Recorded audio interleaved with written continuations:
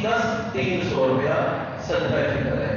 اور صدقہ فطر کس کی طرف سے ادا کیا جائے گا؟ بچہ ہو، جوان ہو، بوڑھا ہو، عورت ہو، مرد ہو، اپنا ہو، بیگانہ ہو، جو آپ کے گھر کے اندر ہے، مہمان ہے، اگر یہ آپ کے گھر کا حصہ نہیں ہے اور اس نے صدقہ فطر ادا نہیں کیا تو گھر کے سربراہ پر ضروری ہے کہ اس کی طرف سے صدقہ فطر کی ادائیگی کرے. کرایہ دار کی طرف سے نہیں ادا کرنا، کرایہ دار اپنا صدقہ فطر خود ادا کرے گا. جو گھر کا فرد ہے اس کی طرف سے بھی ادا کرنا ہے، اور جو مہمان آ گیا ہے اور اس نے صدقہ فطر ادا نہیں کیا اس کی طرف سے بھی صدقہ فطر ادا کرنا ہے. رسول مکرم آقا عالم صلی اللہ علیہ وسلم کے صحابہ اور آپ علیہ السلام کھجوروں سے صدقہ فطر دیا کرتے تھے. 4-4.25 کلو کھجوریں، اس کے علاوہ 4 کلو 4.25 کلو جو کی طرف سے صدقہ فطر دیا کرتے تھے. پھر نبی اسلام پنیر کی طرف سے صدقہ فطر دیا کرتے تھے.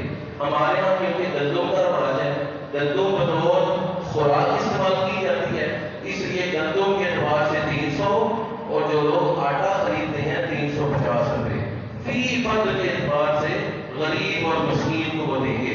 رسول احمد نے بہت بڑی بشارت بیان فرمائی ہے.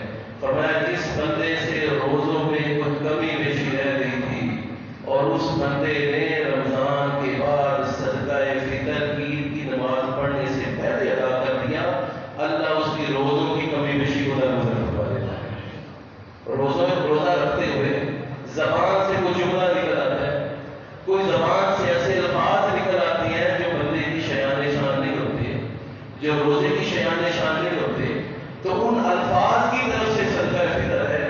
غریب کو کھانا مل جاتا ہے اور روزے دار کے روزوں کی قبولیت آسان ہو جاتی ہے. تو صدقہ فطر کی ادائیگی ضروری ہے.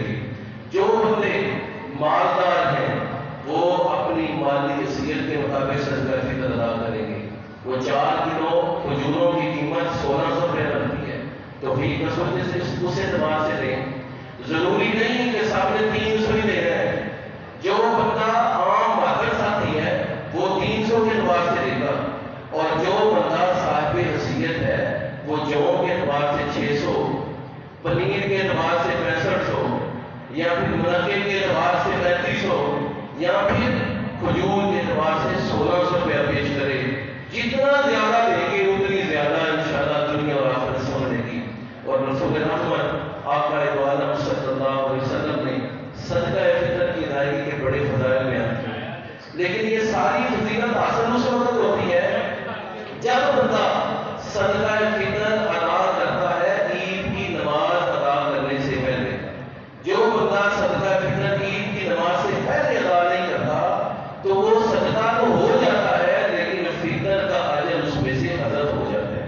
اگر کوئی بندہ زیادہ اجر حاصل کرنا چاہ رہا ہے تو اس نے عید کی نماز سے پہلے صدقہ فطر ادا کرنا ہے. عید کی نماز پڑھنے کے بعد اگر صدقہ فطر ادا کیا تو حدیث میں ہے وہ صدقۃ من الصدقات، وہ عام صدقوں میں سے صدقہ ہے لیکن اس بندے کو صدقہ فطر کا اجر و ثواب نہیں ملتا. صدقہ فطر کا اجر و ثواب اس کے لیے ہے جو نماز عید سے پہلے صدقہ فطر ادا کرتا ہے. اگر آپ میں سے کوئی فرد صدقہ فطر ادا نہیں کر سکا تو ابھی عید کی نماز ہوئی نہیں، ابھی خطبہ نہیں ہوا، باہر تشریف لے جائیں، گھر میں کسی کو کال کریں کہ بھائی اتنے پیسے میری طرف سے آتے ہوئے فلاں غریب کو دیتے آئیے گا تاکہ میرا بھی بھلا